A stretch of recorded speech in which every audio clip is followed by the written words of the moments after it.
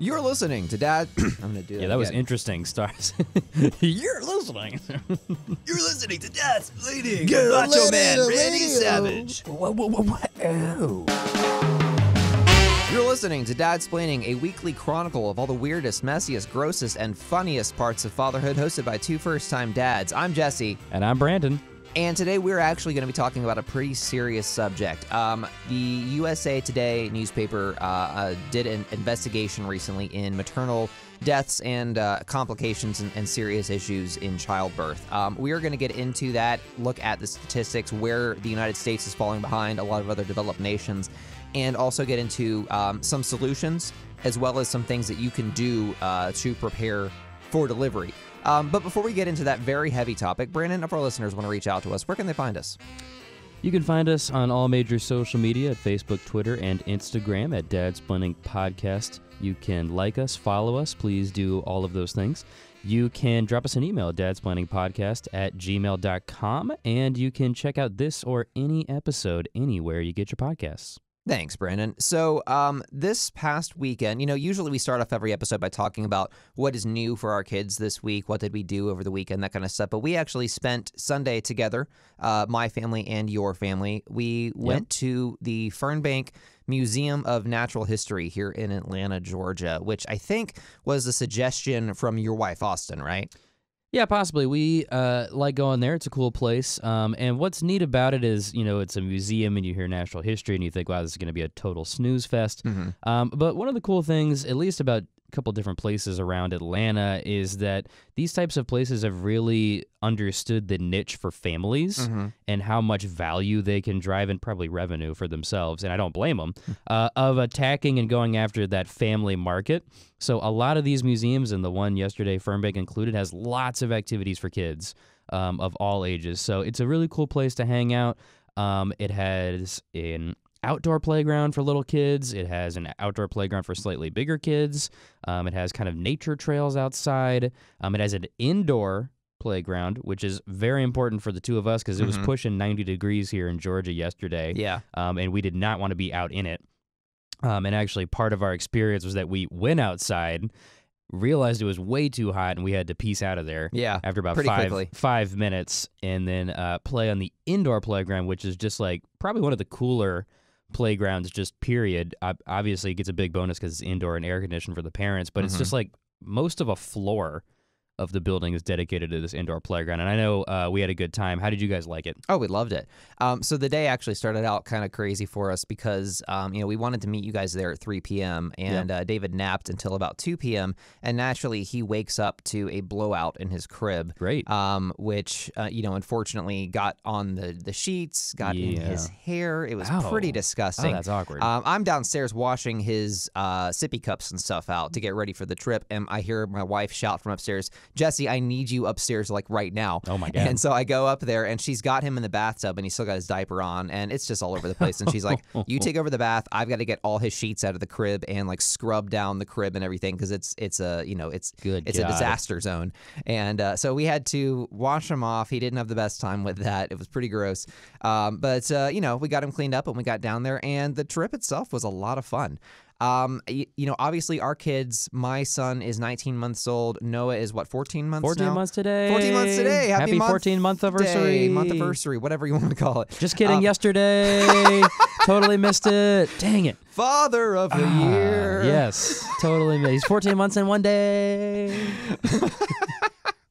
But what I was going to say is they're too young to really get the education out of going to a museum. They're not going to look at the exhibit on the history of wildlife in Georgia and go, wow, I didn't know that, ducks were this size 50,000 million years ago, whatever. But I think it's kind of cool that we can take them to sort of an educational environment and they can learn that it's kind of fun there. Yep. That there's a playground and that there's a cool outdoor nature trail. And then maybe as they get older, they're already comfortable in that environment, and then they're more conducive to learning. I don't know, Why not?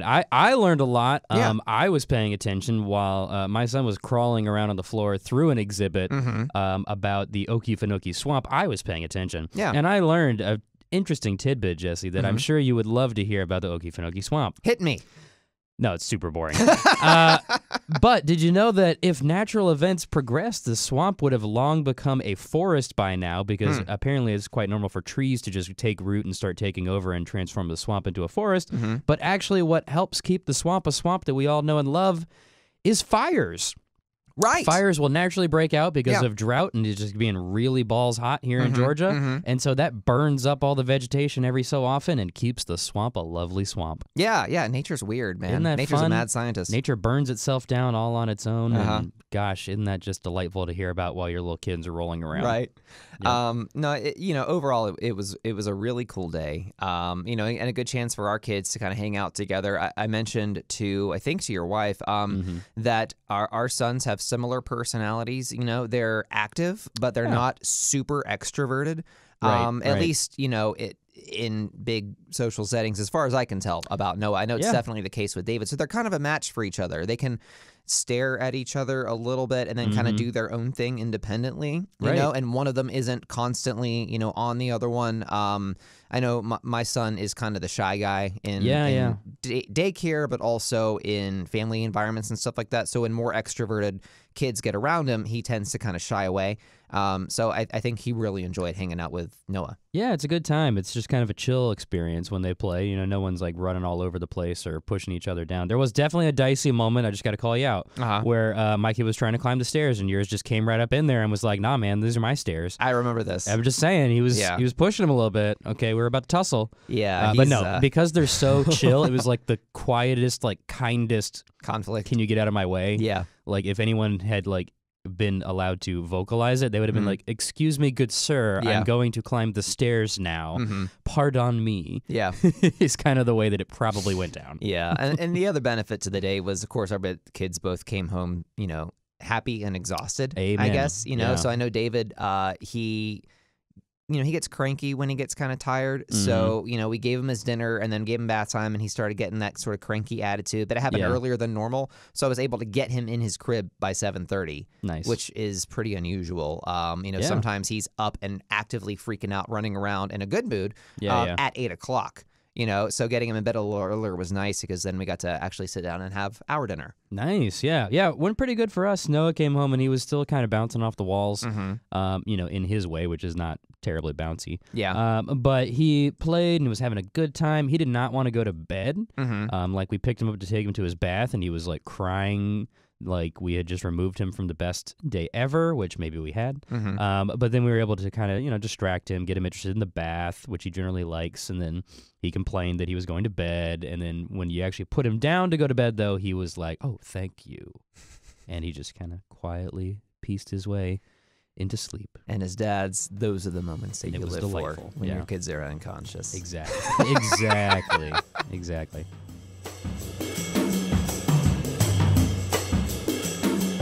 So on to this week's topic. Last week, Brandon, you shared an article with me that contains some pretty alarming statistics, stuff that could look pretty scary for parents that are getting ready, expecting the birth of either their first kid or another kid, especially here in the United States. I know we have listeners from all over the world.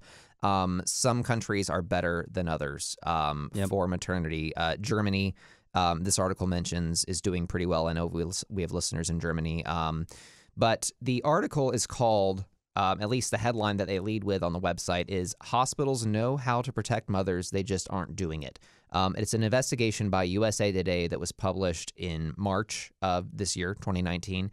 And Brandon, first of all, how did you find this?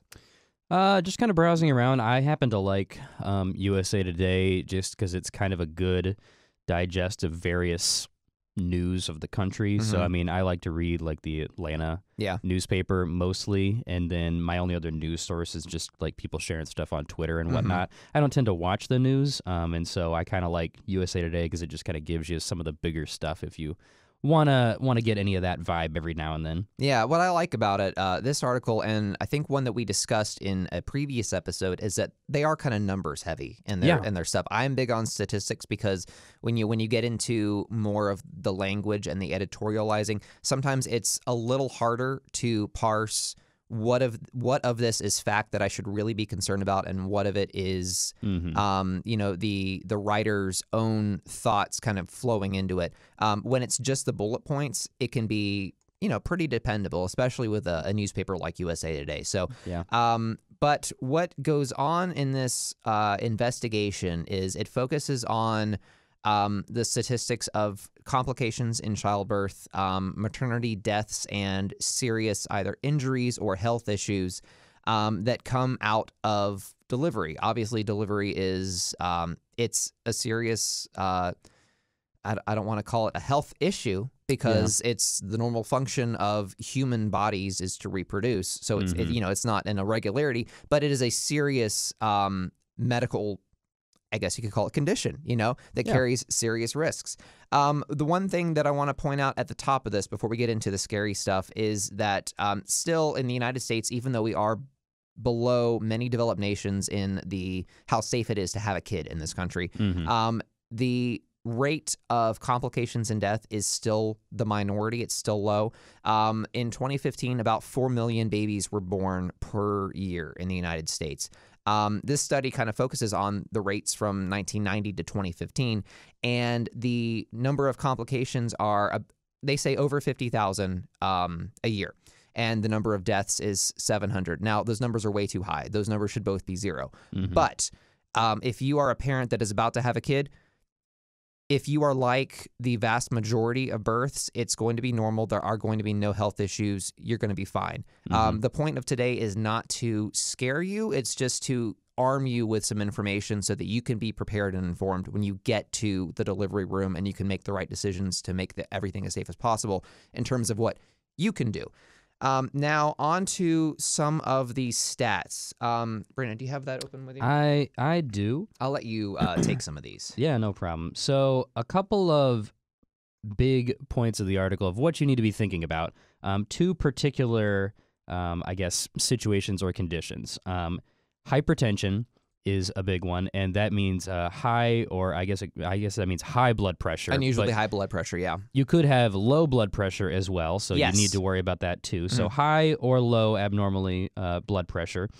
And then hemorrhaging, which has to do with blood loss. So these are two big things the article kind of talks about in quite a bit of detail. We're going to try to trim it down for you guys, so just going to give you the two things that are probably the most common issues that this article found in terms of what you need to pay attention to immediately following the birth.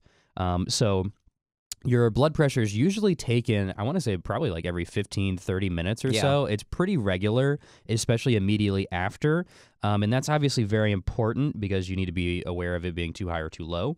Hemorrhaging is a little more complicated because it's something that, according to the study and according to just, I guess, best practice, doctors, nurses, your team should be monitoring that during birth and after, because you can be losing quite a lot of blood during the childbirthing process. Right. And so those are just the two things that you just at the top should be watching out for. And the reason why we're bringing these up is because the study looked at a fair amount of hospitals, several dozen, because it couldn't have access to all records. Because not all records are public. That's worth mentioning. They got what they could because a lot of states aren't required to publish these numbers. I bring that up because the same organizations like Medicaid that handle elder care, for instance, are very diligent in studying how patients are treated and the aftercare, and then putting those statistics online so that they're publicly available. It's just that these organizations sometimes don't devote the same amount of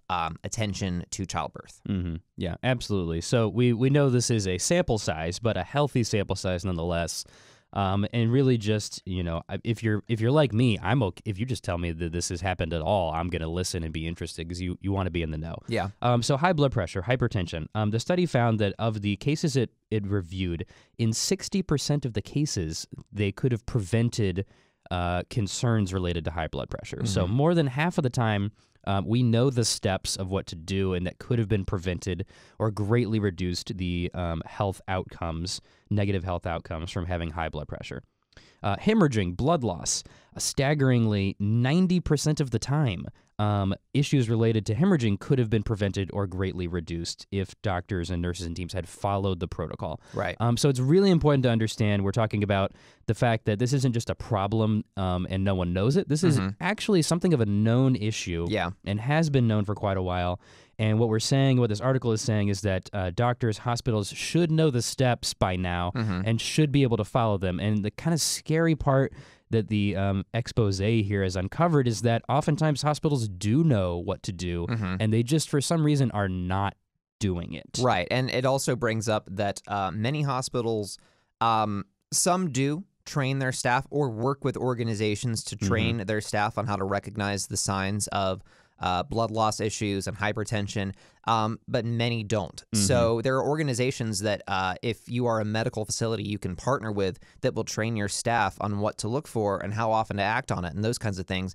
Many of them just aren't doing it, right? For various reasons. So, I also don't want to just completely vilify the doctors and the medical staff because a lot of times, yes, they're not paying the due attention. Maybe they're understaffed and overworked, and maybe they have a million different moms to look at. And those are other issues that we could get into. But many times they just aren't the staff that is in there, because it's not always the doctors that are in there. Sure. The doctors often, it's like the dentist visit. They come in at the 11th hour, they perform the delivery, and then they're out, and then it's back to, all of the hardworking nurses and those kind of guys. Sometimes they're trained. Sometimes they just don't know what to look for. And it's the people above them. It's, those who control the purse strings in these medical facilities that aren't spending the money on adequate training and adequate education so that they know what to look for. Right, absolutely. So a couple things about those organizations, ways that you can be thinking about it, but also just information from the article. So California, just as a state, I don't know if there was an organization, but the way it's kind of posed here is that California as a state kind of understood that this growing crisis was happening, this public health issue, and decided we're going to do something about it. We're going to study it. We're going to come up with the best practices, and we're going to follow them. And they did. And so California has actually had a much reduced rate of maternal death and just negative health outcomes in general. And they've actually produced, I believe it's, they kind of phrased it as toolkits, if you will, that any hospital can get access to and use. So they've basically compiled all the research. They come up with some steps to take for, hypertension, hemorrhaging, whatever it may be. And they've just kind of put it all together in a nice little package.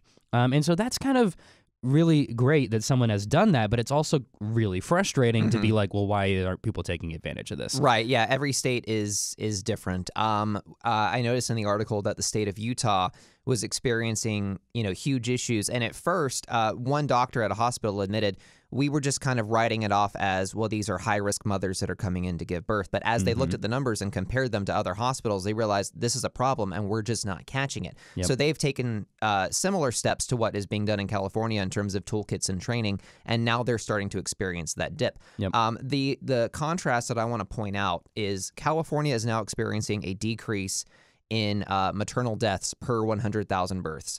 That is in contrast to the majority of the United States, where over the between 1990 and 2015, we had a sharp increase in maternal deaths. The countries of Germany, France, Japan, England, and Canada all experienced a decrease. Well, you know what? I take that back. Canada experienced an increase as well, looking at this graph. It just was not as steep as the United States. So whatever issues are happening in the U.S. are probably also happening in Canada, but to a lesser degree. Why is that? Probably we go back to the training. At a lot of these nations, there might be more regulation from the top down in terms of what healthcare providers are allowed to do and what they're supposed to do in terms of taking care of the mothers. But yeah, I mean, there's a lot more in this article that we haven't gone into, a lot more numbers and a lot of personal stories from moms, from families really, that have had to sue the federal government and the state government and these hospitals for basically just mismanagement of their health and in many cases malpractice, because these moms experience issues and they're sent home with high blood pressure or with a lot of hemorrhaging.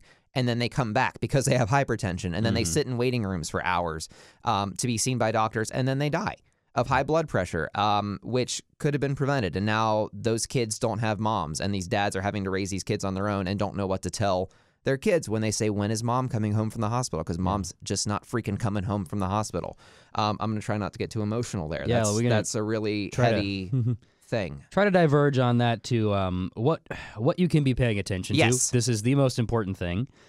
We'd rather not spend too much time on obviously the bad stuff, right? Yeah. And it's not because we're afraid of it. Like it's just bad. Like we're gonna cry if we talk about it.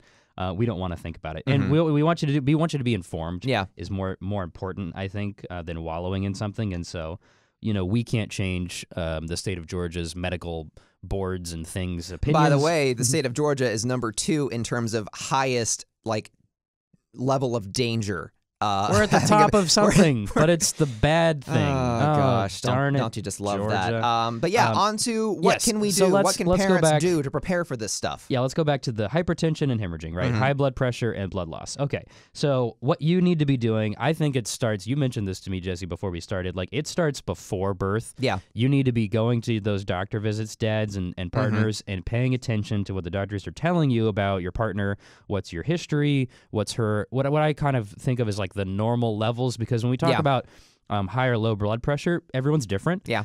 So some people can run high or low. My wife runs very low. And there you go. So it's really important to know, because the difference between her being at her, quote, normal and low might not be that big of a difference, and maybe you don't need to be as concerned about seeing a low number. So it's really important to be in the know ahead of time, know what your partner's kind of normal, quote-unquote, blood pressure levels are. So a couple numbers that they threw out in the story. High blood pressure, you might want to watch out if you're getting anywhere around 160 over 110. That's when you should be kind of worried, and that's kind of a warning sign number. On the low side, 85 over 45 blood pressure is what was referenced.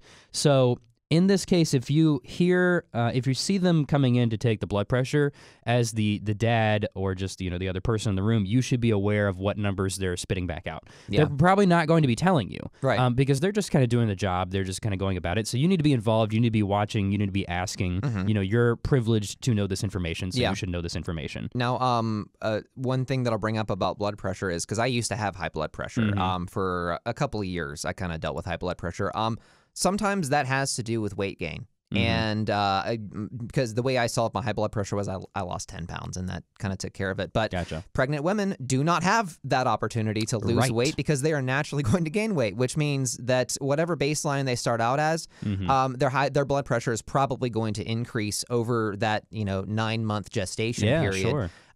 So yeah, it may happen. It's going to happen, and it's important to take a look at it. Yeah, keep an eye on what maybe the normal is throughout the pregnancy and how that's kind of changing. So let's say you've got a number that's around the high or the low side, and you're being aware, you're being a good dad, or you're being the good friend that's in the room, or the parent, whatever it is, right? So what should happen in this case is that they should be taking that blood pressure quite regularly. So if it's getting high or low, they should take it again, say in the next 15 minutes to kind of double confirm. At that point, if it continues to be high or low, then they should start taking action. And I'm not just talking you've gotten 2 bad readings, it'd be nice if someone could talk to me about this. No, you need to be acting, because if it's really high or really low, that's a danger sign. And if you've confirmed it, another 15 minutes or so has passed, and according to this article, you really need to act within the hour if you have a blood pressure situation, to start getting it under control.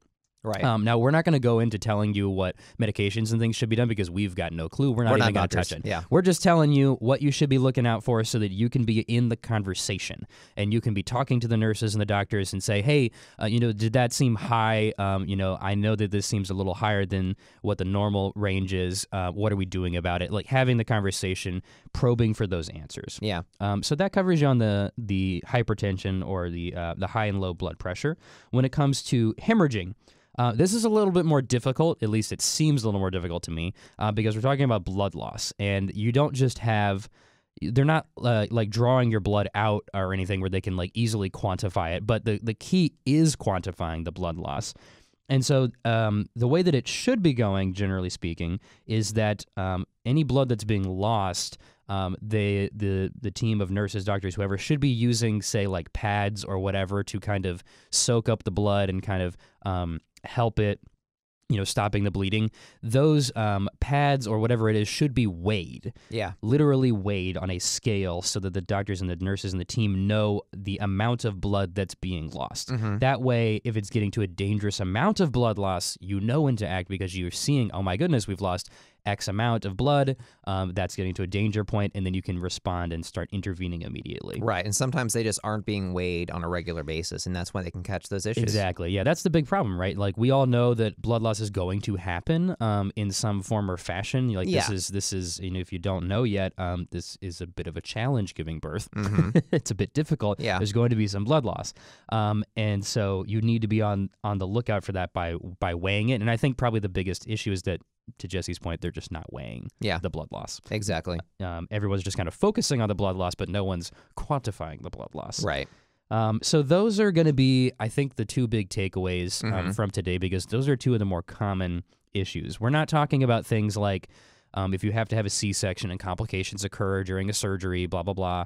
I'm not belittling or demeaning that in any way. That's a very common thing that happens, and there's a lot of whole other issues here. We're really focused on what should be common sense practice that's not being followed. So just be in the know is kind of what we have to do. And I know from my experience, the way that I felt about it was that I was really concerned going into like the day of the birth, you know, whatever you want to call that, because I know that I don't know anything. I don't know much about anything that has to do with the situation. I'm obviously not a woman, so I've got even less knowledge of what's going to happen. I did the birthing classes and everything like that, but they don't really give you this kind of information. They kind of tell you to look out for some things. And so I was just kind of vaguely aware that there could be complications. Yeah, exactly. And just didn't know what to look out for. I didn't know what to be worried about. There was a lot going on. If you want to get a deep dive into our birth stories, we did an episode way back toward the beginning. Go back to episodes, I want to say 2 and 3. Yeah, and you can hear a lot of my concerns about what happened in the moment, but I didn't know what to do with that. Yeah. And I kind of have a memory of going into one of our OBGYN visits leading up to it, and kind of expressing some of the just like the general concern of the day of, and just kind of being like, we're a little worried. We hear sometimes that complications happen, like that's got us worried. Like, what's going to happen? Is everyone going to be doing what they need to be doing? Is everything going to kind of be okay? Kind of came out a little lame. It kind of was like, you going to be doing your job. And because of that, I kind of got a brush off of like, yeah, we know what we're doing, which is fine, because I can certainly tell you that in the moment in the room, those nurses knew what they were doing and I did not. Yeah. And they were just going to take over when they needed to take over, and they did, and it was fabulous, and it was a very helpful team, and the nurses were amazing. But somehow what we're talking about today is a real thing. Yeah. Where people believe they're doing their jobs correctly, and they're just missing things. Yeah. And so just go in and ask, and maybe what can help you that didn't help me is having this little bit of information, which is not a lot of information, just a little bit more about blood pressure and blood loss, to just ask a more pointed question. Like, okay, doctor, once the birth has happened, like how regularly are you taking the blood pressure? Yeah. What are the levels of warning signs? Like, you're not going in there to like get them in a gotcha moment and quiz them, but just kind of like, how can I be aware in the moment that the blood pressure levels are being taken so that you can kind of note them yourself, be like a check in the room? Exactly. And, one thing maybe that you can do as a dad ahead of time, and I'm putting myself in the shoes of the doctors and nurses that are in the room on the day. When things are moving quickly, I think they're going to be more likely to hear the mom and dad asking a question and write it off as, you guys are worried, there's nothing to worry about, I don't really have time to explain everything to you because I just have to move. Maybe what you can do as the dad ahead of time, I'm talking weeks ahead of time, months ahead of time, talk to the hospital. See if you can, get in touch with someone from an administrative standpoint and say, what kind of training does your staff have to know the signs of hypertension and to act on blood loss and things like that, so that you can remove the stress and the hurry and the worry from it and really just get down to the facts. And that's why I think the more you can do long term and the months leading up to the birth, the better off you're going to be. You know, I mentioned to you, I think being present during the OBGYN visits is really important as the father. You know, I get it. You're busy. Maybe you can't get off work for a couple hours, but do whatever you can to be there so that you can kind of learn. The reason I say that is because the doctors and nurses, when it comes time to delivery, they've got maybe 6 or 7 other mothers on the floor that are giving birth that they're having to divide their time among. When you're in those visits with your OBGYN, they're just talking to you. Yeah. And that there's going to be no one that is more focused on the mom at the moment than the OBGYN over the course of those 9 months that is, you know, visiting and talking to the mom every few weeks to get to know their specific situation and has the long view, you know, that can look at the history and track the progress over time and has the benefit of not having to condense it all into, you know, the 6 to 24 hours it may take to deliver a child. Right. You know, so I think be involved at that point. Ask them some questions, you know, ask them, what can I do as a dad to be not just supportive, but to make sure that everyone's doing their job in a way that is actually going to get results and isn't just going to annoy the staff and get in their way and make them kind of wall me off. Now, I'm curious, did you ask any questions like this leading up to y'all's birth at all? Honestly, questions like this, no. I didn't know what to ask. Right. I mean, I already said I didn't either. And yeah, that's super scary now. It is when you think about it. Like, the questions I asked were, are we doing everything right? You know, are we doing everything right? Is there anything more that we should be doing? And asking them, like, what do I need to do? You know, where do I need to be? How can I be supportive on the day of? Like, I was asking, what can I do? I wasn't asking, what are the doctors going to do? I just assumed that they were going to do what they were supposed to do. And luckily, in our case, they did. We had complications, like many mothers. We had to have a C-section birth after a long labor process that didn't really get to where we needed to go. You know, many mothers are like that. We got a comment on this video just now from Charlie, a mom that I know that I work with here, that said she had an eclampsia seizure while at work, while on the job, and she's a radio DJ, so that's pretty hard to do while you're on the air, and had to be rushed into an emergency C-section at just 36 weeks. Wow. So, you know, moms will experience complications, and in many cases, the doctors know what to do to get it right, but many times they aren't going to know, you know, these other things to look for, these really big, high-risk things that we've been talking about today. Yeah, it's a little terrifying on the back end, just being like something that was so important, the birth of our kids, and we just kind of had this fly by the seat of our pants mentality of like, what's going to happen is going to happen, and we'll just kind of figure it out. And like, our level of questioning was more like, what do I do with my hands? Like, yeah, you know, right? I'm just like in the corner of the room being like, I'm not sure what to do. Yeah. And you're just like, I just need to physically be there, and that's enough. Well, a little bit more, guys. A little bit more. Yeah. Be there and just be aware. I mentioned in our birth stories, I found it super helpful to have another person in the room besides myself. Yeah. Who could more or less be kind of impartial to what's going on, in a sense that they could focus on the other stuff that I wasn't going to be able to focus on. Because my biggest challenge, and what I'm sure other people are going to struggle with, even if they try to do what we're talking about today, is that I'm you know, there was no time to think about something like this, which sounds terrible, but it's true. There was just so much happening. There was so much going on. I mean, we had a relatively normal birth situation. Because we still had, you know, vaginal delivery, didn't have to have the C-section, so you can kind of call that, quote, more normal than what you guys went through. But there was a lot going on, as I talked about, and because I'd never done it before, and I don't know if I would be way more lucid the second time around, maybe.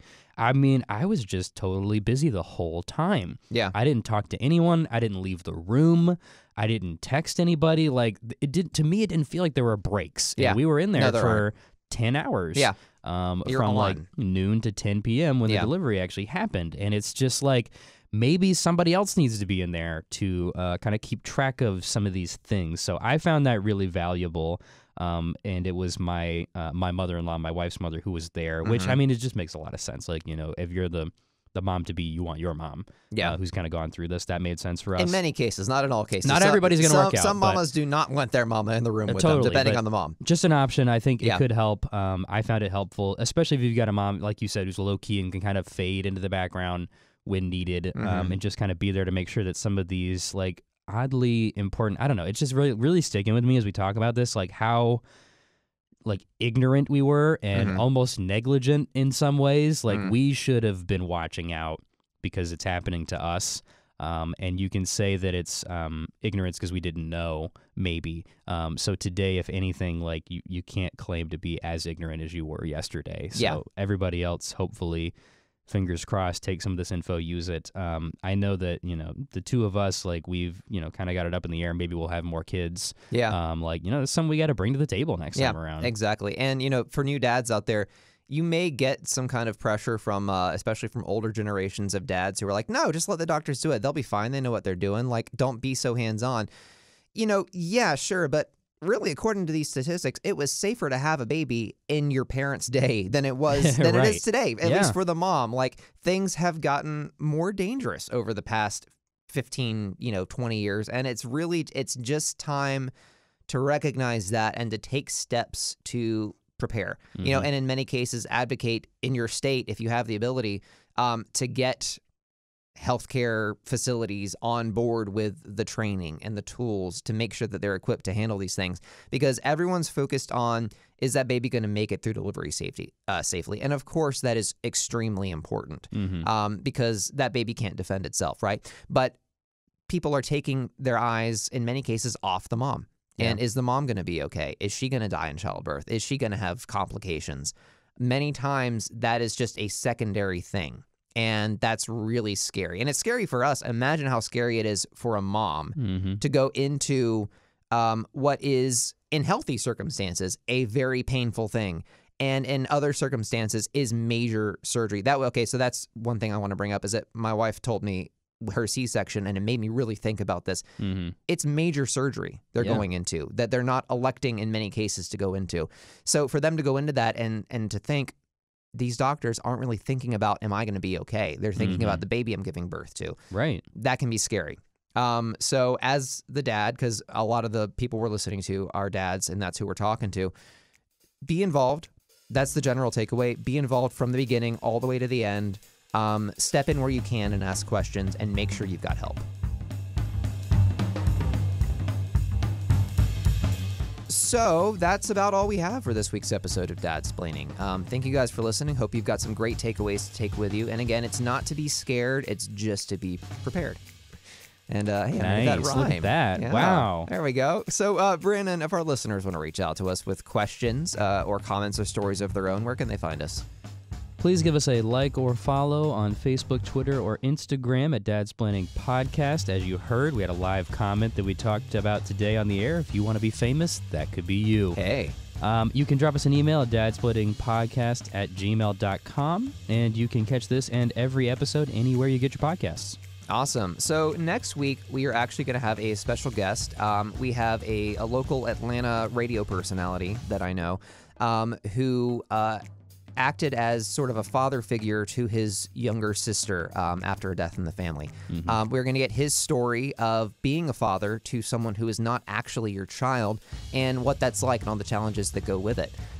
So that'll be next week. And until next time, I'm Jesse. And I'm Brandon. And hey, Brandon, what do you call a meal from the moon? A cheese board. No. A satellite dish. Hey.